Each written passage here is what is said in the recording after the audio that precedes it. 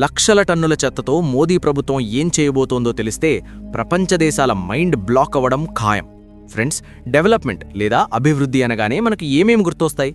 వందే భారత్ లాంటి స్పీడ్ ట్రైన్లు, 6 లేన్ హైవేలు, ఆకాశాన్ని తాకే పెద్ద పెద్ద బిల్డింగులు, ఇంకా స్మార్ట్ సిటీలు, అవునా? కానీ అభివృద్ధి వైపు పరుగులు తీస్తున్న ఈ రేస్లో మనం ఒక డెడ్లీ ప్రాబ్లంని పూర్తిగా మర్చిపోతున్నాం. అదేంటంటే ఏకంగా కుతుబ్ మినార్ ఎత్తును కూడా దాటేస్తున్న మన దేశంలోని భారీ చెత్త పర్వతాలు. అవును, మీరు విన్నది నిజమే. మీరు ఎప్పుడైనా ఢిల్లీ వెడితే అక్కడ గాజీపూర్ లేదా భల్స్వాలో ఉన్న ఆ చెత్త కొండల గురించి ఖచ్చితంగా వినే ఉంటారు. ఒక చారిత్రక కట్టడం కంటే ఒక చెత్త కుప్ప ఎత్తుగా ఉండటమేంటి?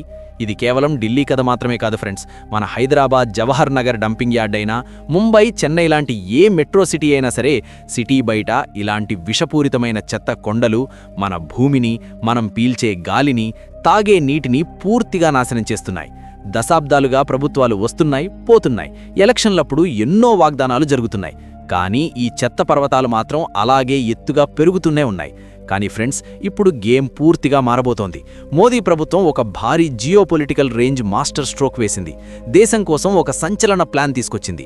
ఈ ప్లాన్ ఈ చెత్త పర్వతాలను సమూలంగా నాశనం చేయడమే కాకుండా ఆ పనికిరాని చెత్తను ఏకంగా బంగారంగా మన దేశానికి పవర్గా మార్చబోతోంది. ప్రపంచ దేశాలన్నీ ఇప్పుడు భారత్ వైపే చూస్తున్నాయి. అసలు 140 కోట్ల జనాభా ఉన్న దేశం ఇంత పెద్ద సమస్యను ఎలా హ్యాండిల్ చేయబోతోంది?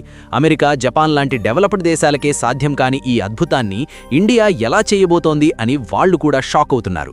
అసలు ఈ గేమ్ చేంజింగ్ ప్రాజెక్ట్ ఏంటి, చెత్తలేని భారత్ విజన్ ఏంటి అనేది ఇప్పుడు డీకోడ్ చేద్దాం పదండి. కానీ వీడియోలో ముందుకెళ్లే ముందు మీకు కూడా మన దేశ అభివృద్ధి మరియు స్వచ్ఛ భారత్ నిర్మాణం పట్ల గర్వంగా ఉంటే ఈ వీడియోను ఇప్పుడే లైక్ చేయండి.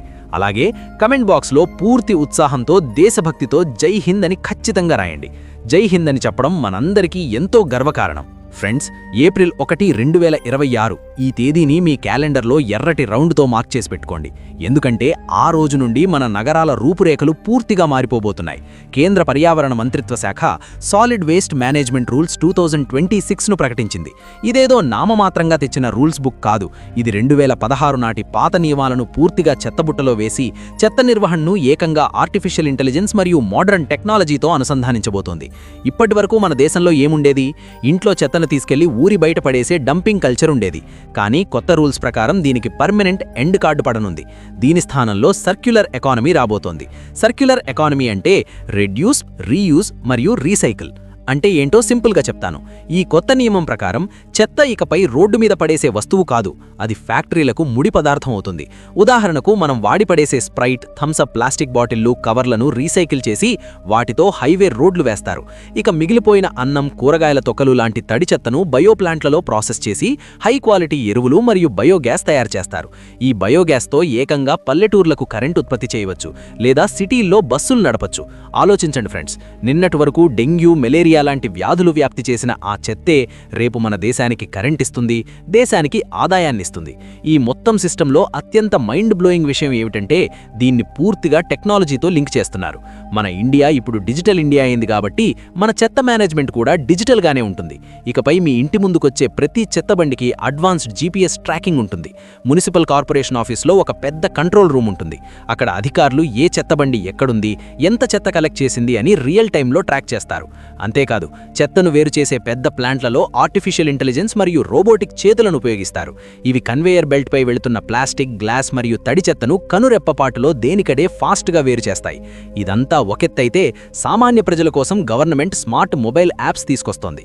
ఉదాహరణకు, మీ వీధిలో లేదా రోడ్డు మీద చెత్త పడుందనుకోండి, మీరు ఎవరికో కంప్లైంట్ చేయాల్సిన అవసరం లేదు. జస్ట్ ఫోటో తీసి యాప్లో అప్లోడ్ చేస్తే చాలు. ఆ ఏరియా అధికారికి డైరెక్ట్ నోటీస్ వెళ్తుంది. దీనివల్ల అధికారులు మాకు తెలియదు అని తప్పించుకునే ఛాన్స్ లేదు. అవినీతికి, పని ఎగ్గొట్టడానికి ఇక చెక్ పడినట్లే.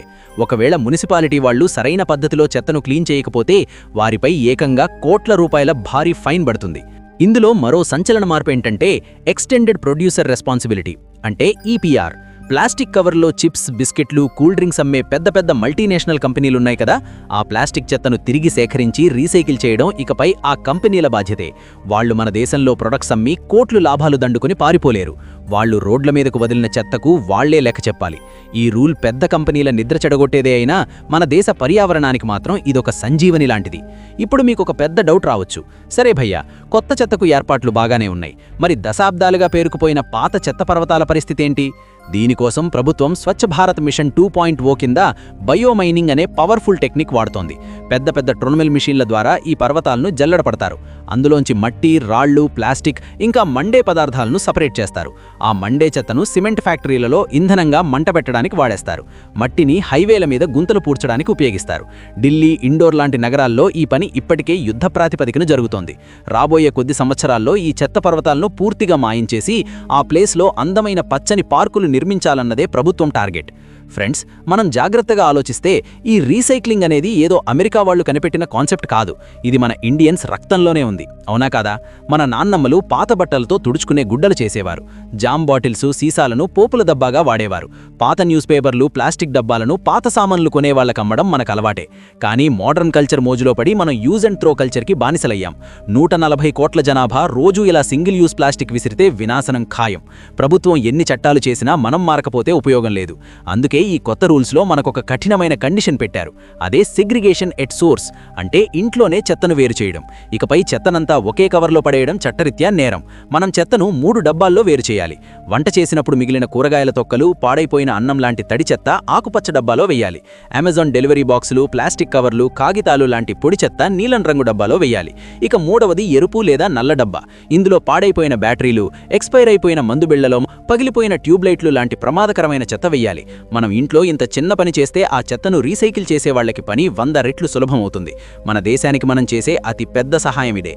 కాబట్టి ఫ్రెండ్స్, ఏప్రిల్ 1, 2026 నుండి మొదలయ్యే ఈ ప్రయాణం అంత ఈజీ కాదు. ముందుగా మనం మన అలవాట్లను మార్చుకోవాలి. ఈ ప్లాన్ కనుక సక్సెస్ అయితే మన ఇండియా రూపురేఖలు మారిపోవడం గ్యారంటీ. మోదీ ప్రభుత్వం ఈ ప్లాన్ కేవలం చెత్తను శుభ్రం చేయడం మాత్రమే కాదు, చెత్తతో డబ్బు సంపాదించడం, మన ఇండియన్ ఎకానమీని బూస్ట్ చేయడానికి వేసిన ఒక జియో పొలిటికల్ మాస్టర్ స్ట్రోక్. మరి ఈ కొత్త SWM రూల్స్ 2026 నిజంగానే మన సిటీల్ని చెత్త పర్వతాల నుండి కాపాడతాయని మీరనుకుంటున్నారా? మన వాళ్ళు నిజంగానే చెత్తను వేరు చేసే అలవాటు చేసుకుంటారా? మీ జెన్యూన్ అభిప్రాయాన్ని కమెంట్ బాక్స్లో ఖచ్చితంగా చెప్పండి. ఈ వీడియోను మీ ఫ్రెండ్స్, ఫ్యామిలీ వాట్సాప్ గ్రూపుల్లో ఖచ్చితంగా షేర్ చేయండి. వీడియోను లైక్ చేసి మన ఛానల్ను సబ్స్క్రైబ్ చేసుకోవడం అస్సలు మర్చిపోవద్దు. ఎల్లప్పుడూ గుర్తుంచుకోండి, ఒక పరిశుభ్రమైన దేశం యొక్క ప్రారంభం ఒక స్వచ్ఛమైన ఆలోచనతోనే మొదలవుతుంది. జై హింద్.